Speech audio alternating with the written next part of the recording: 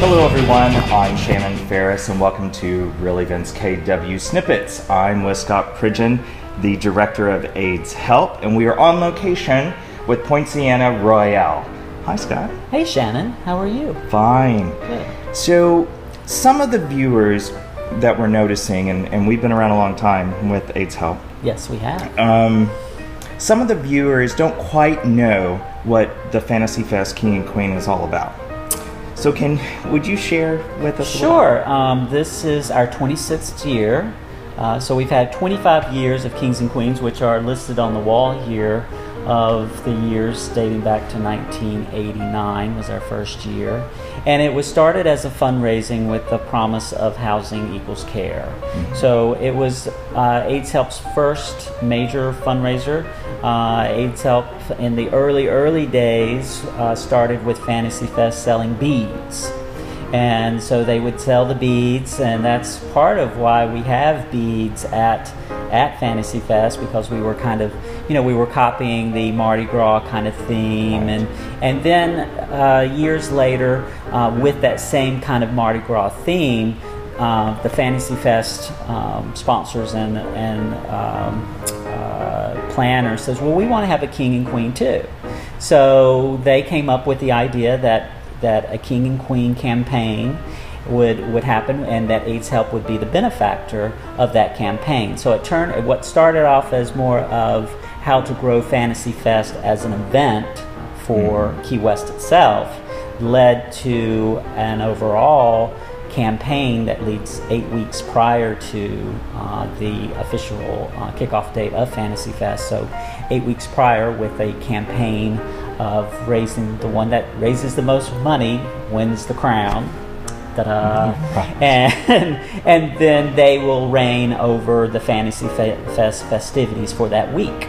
So that's basically how it started. So we've been doing that now for 25 years, and we have raised hundreds of thousands of dollars over the years, which has led to our development of property, such as the one that we are setting in here with Poinciana Royale, which is 50 units.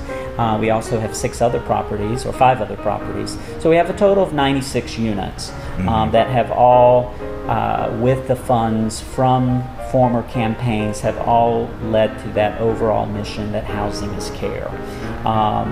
Of course, a lot of those funds are also used for services for people living with HIV/AIDS, such as case management and other programs, pharmaceutical, that sort of thing. But it started 25 years ago with that simple idea that it would be the one who raises the most money would be the king or the queen, and of course AIDS Help being the benefactor. And it doesn't stop there, does it? With those who are the reigning king and queen, they become ambassadors. They come in ambassadors. Of course, AIDS Help is completely indebted to their service for giving 8 weeks of their lives to put things on hold, whether they're working or families or friends, in order to get out there and really raise money. At the end of the day, though, exactly. At the end of the day, it goes to such a wonderful cause within the community, because those dollars stay within the community.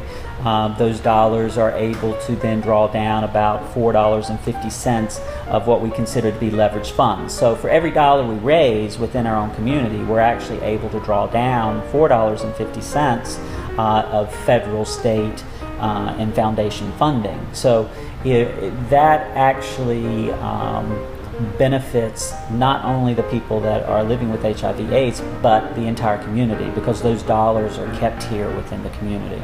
Now this year, okay, we just finished the first week of Fantasy Fest King and Queen 2014.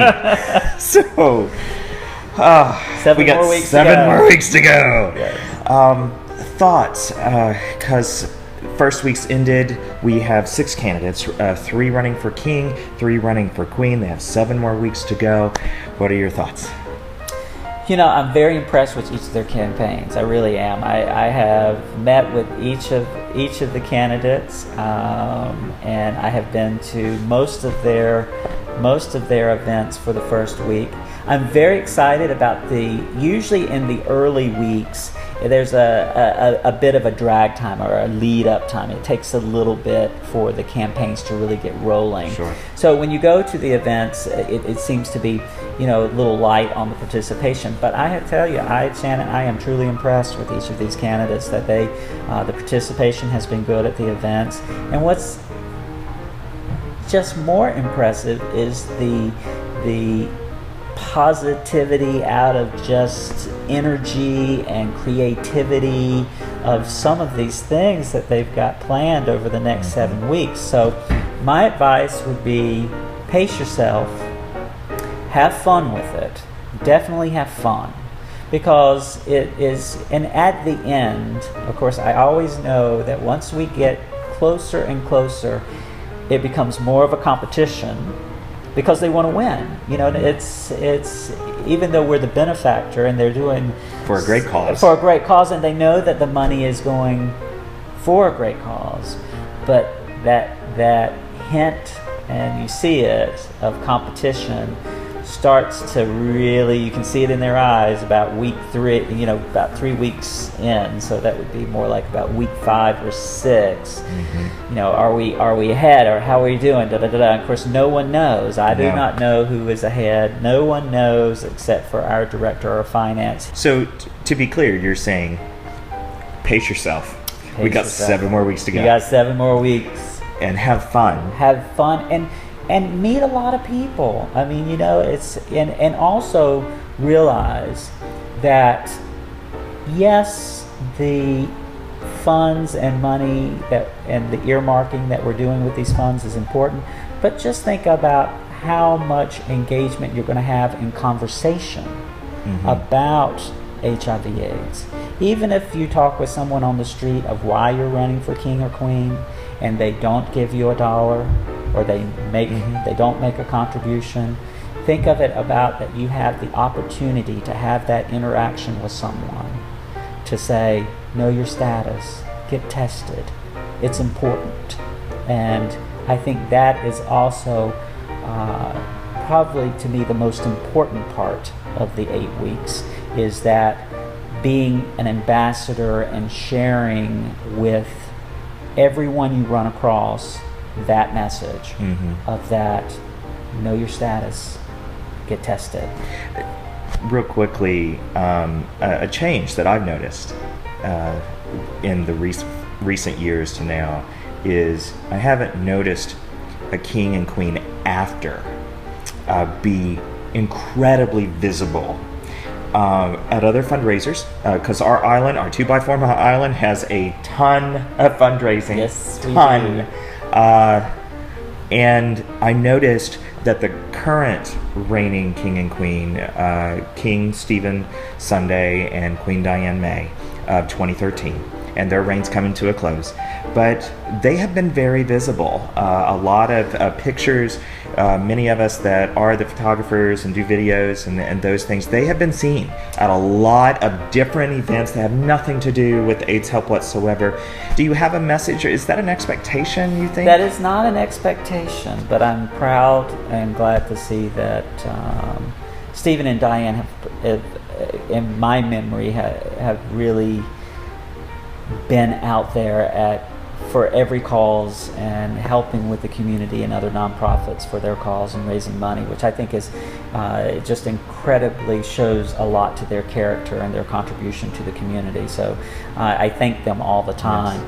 Yes. It's not a requirement. Typically, years ago when the campaigns were very young, after you were crowned, you served for that week of Fantasy Fest, and then that was it until done. Next year, and you came up on stage. Yes. We didn't hear about them often. No, we didn't. Even being at AIDS Help, we wouldn't hear about them again until it starts repping up for begin the 8 weeks of fundraising, and then we would see them again. Exactly. So it wasn't until these past few years, I would say probably more like 2003, probably with Mary-Lynne Hoover's campaign and Kate Miano and some of those campaigns, it really took a shift of the fact that the candidates are out there for 8 weeks doing so much for the agency, and to really remember them in a way to keep it paying forward. I like to use just paying it forward.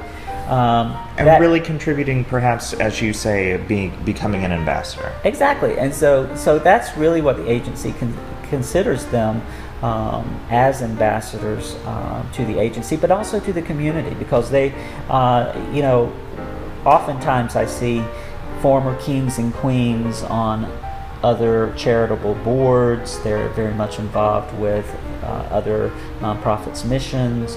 Like you said, Diane and Stephen have been out in the community, really pushing other causes. So it really has turned into kind of a whole year reign versus a week. I've also seen from previous kings and queens as well, including Diane and Stephen, becoming mentors.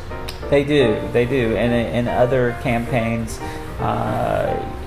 they assist in mentoring and assist with fundraising and helping other organizations to kind of to really know how to fundraise and give. Well, who would better know it than exactly them? To be out there 8 weeks. Yes. No one's a loser here. No.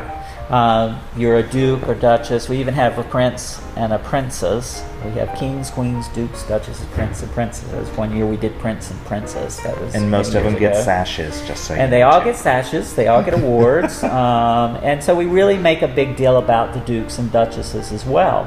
And many times, if you didn't get the crown of king or queen, the dukes and duchesses, I mean, Shane is a perfect example. Even Stephen Sunshine. Some of them have been they didn't win the crown, but they were a duke or duchess, and they want to do it again. And a current one, Joe Weed. Joe Weed, yep, yes. He is also a former duke. I think 2003. So you have that. You have people who really like it. They like what they're doing. They like the cause. So I'm impressed. Is there